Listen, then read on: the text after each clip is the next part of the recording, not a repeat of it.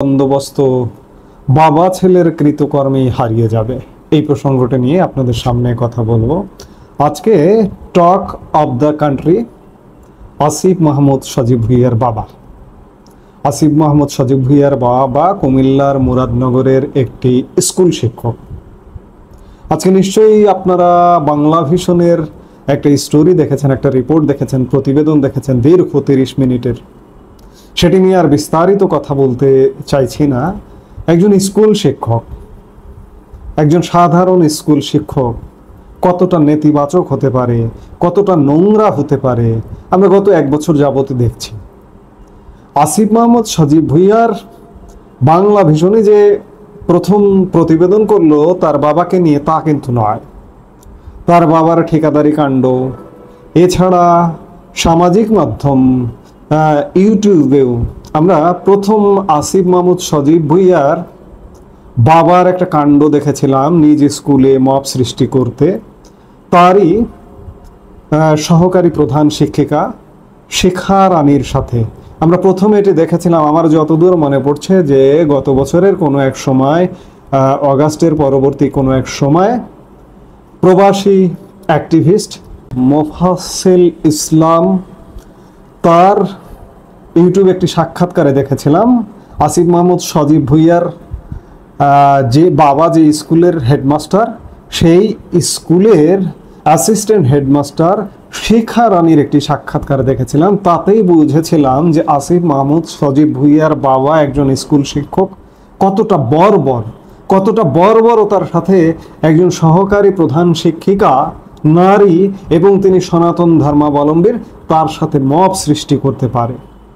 উপদেষ্টা ছিলেন সাবেক, এখন এনসিপির আহ্বায়ক নাহিদ ইসলাম।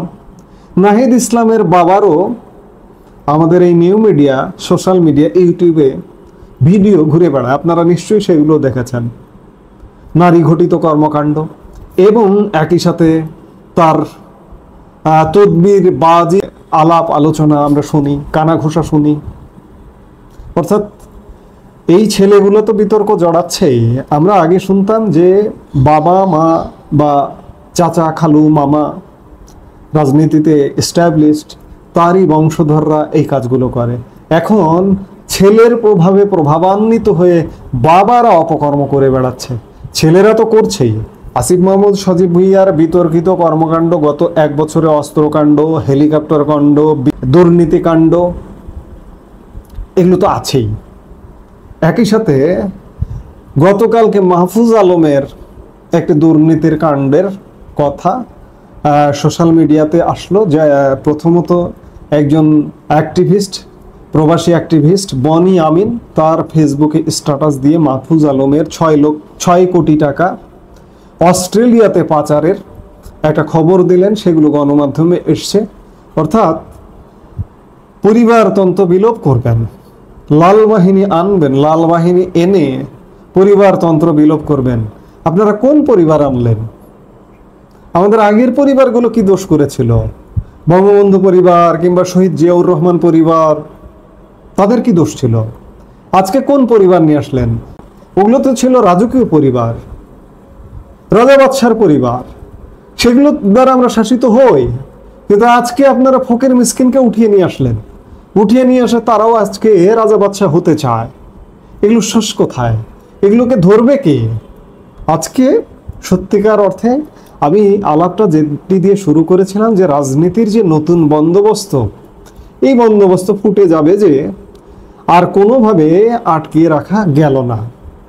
এই ছেলেগুলা দেখুন, প্রত্যেকেই নিম্ন বর্ণের নিম্নবিত্ত পরিবার থেকে উঠে আসা।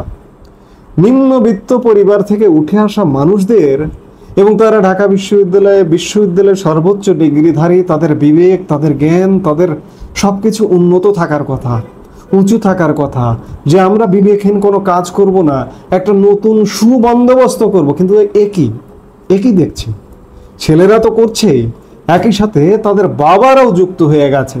কাজেই আজকের যে নতুন বন্দোবস্ত, এই নতুন বন্দোবস্তকে আপনি যত চেষ্টা করুন না কেন, এটিকে যে কোনোভাবে টিকিয়ে রাখা যাবে না, এ ব্যাপারে 1 কোটি ভাগ নিশ্চয়তা দিয়ে দেওয়া যায়। এটি ফুটে যাবে, ফুটে যেতে বাধ্য। জাস্ট সময়ের ব্যাপার। আমরা সেই সময়টা পর্যন্ত দেখব, অপেক্ষা করব যে আসিফ মাহমুদ সজীব ভুঁইয়ার বাবার কি হয়, কিংবা নাহিদ ইসলামের বাবার কি পরিণতি হয়, কিংবা আসিফ মাহমুদ সজীব ভুঁইয়া, নাহিদ ইসলাম, প্রকৃতি তাদের কি বিচার করে, মাহফুজ আলম তাদের কি বিচার করে। এগুলো আসলে সময়ের ব্যাপার, হয়তো সময়ের ফেরে বিচার প্রকৃতি অবশ্যই করবে। কারণ কোনো অন্যায় আজ হোক কাল হোক, অন্যায়ের বিচার আল্লাহ নিশ্চয়ই করেন। চরম অন্যায় হচ্ছে বাংলাদেশের উপরে। আজকে বাংলাদেশ ম্যাসাকারের মধ্য দিয়ে যাচ্ছে, বাংলাদেশের প্রতিটা মানুষের জীবন সংকটাপন্ন। এই সংকটের বিচার নিশ্চয়ই আল্লাহ করবেন। অর্থাৎ রাজনীতির যে নতুন বন্ধ